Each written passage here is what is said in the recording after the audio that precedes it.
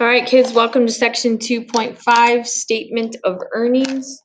Today we're going to learn how to calculate net pay per pay period. So the question is, why should you save for retirement? Well, if you spend all your money now, you're not going to have any later. And so when you retire, when you stop working, you're going to need some money. So today we're going to look at how much you receive on your paycheck after everything has been taken out, and that'll help you figure out how to save for the future. So you may have additional deductions taken from your gross pay for union dues, contribution to community funds, savings plans, retirement account contributions, sometimes church payments or some kind of donation is also taken out of your pay. The earnings statement attached to your paycheck lists all of your deductions, your gross pay, and your net pay for the pay period. So when you get a paycheck, you'll get a pay stub with it, and it'll list all of the deductions that are taken out of your paycheck for that pay period. The net pay is the amount of money that you are left with after your employer subtracts all the tax withholdings and personal deductions from your gross pay. So this net pay is sometimes called net income, is sometimes called take-home pay. But basically, all you have to do is take your gross pay, subtract all the deductions, and you'll have your net pay. So here's an example. Number one, Ron King is a single airline ticket agent who claims one allowance. His gross weekly salary is $320. Each week he has deducted federal, Social Security, and Medicare taxes, $26.20 for medical insurance. There's a 1.5% state tax and $25 for the credit union. So our goal is to figure out what the net pay is. So let's read. So gross pay is the $320. So we can get rid of that. Okay. $26.20 for medical insurance. So that's right here, $26.20. There's $25 for the credit union. So that goes here. It says there's a state tax, but there's no local tax. Let's see, we can figure out the federal income tax. To find the federal income tax, remember you need your tax table. He's single, one allowance, and weekly pay is $320. So single, one allowance, single, one allowance, $320 is going to be right here at 17. So we're going to put $17 in the federal income tax. Social Security, remember Social Security is 6.2%. So you take your weekly pay, $320, and you multiply by 6.2% as a decimal. If you multiply that, you get $19.84.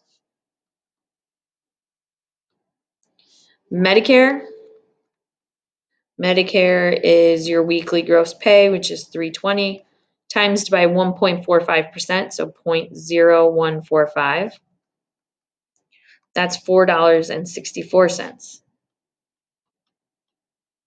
All right, so we got the federal, we got the Social Security, we got the Medicare, we got the 2620. Okay, we have to do state tax.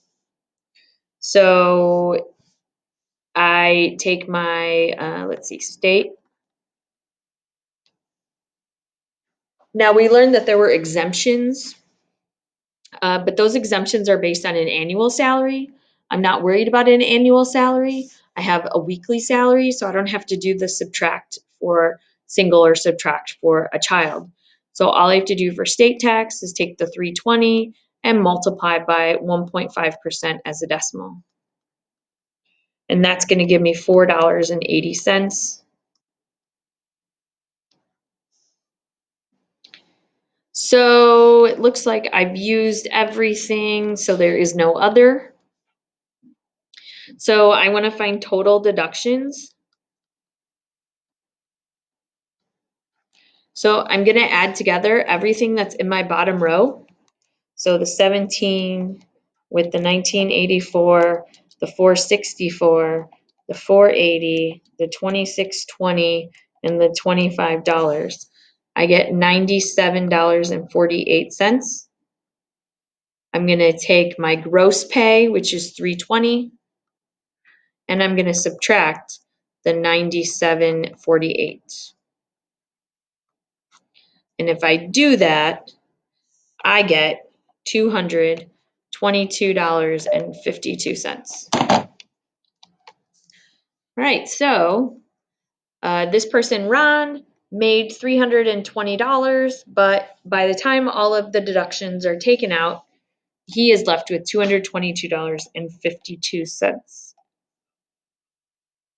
Okay.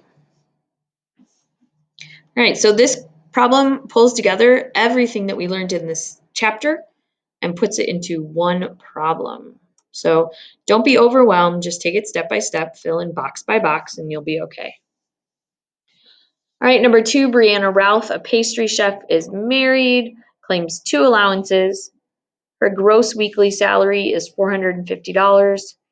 Each week she has the company deduct federal, Social Security, and Medicare taxes, $21.20 for medical insurance, and $5 for savings. She pays no state taxes. What is her net pay?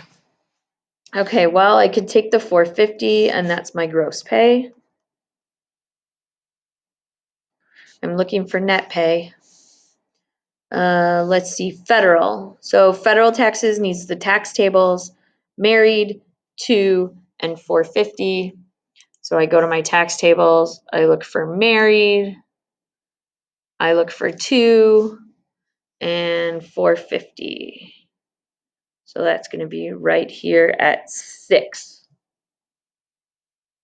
Okay, so 6 goes here in the federal income tax. Okay, next is Social Security. Social Security is the gross pay, $450 times 6.2%. That gives $27.90. So that's your Social Security. Boom. Medicare. Medicare is your weekly gross pay, $450 times 1.45% as a decimal. That's going to give $6.53.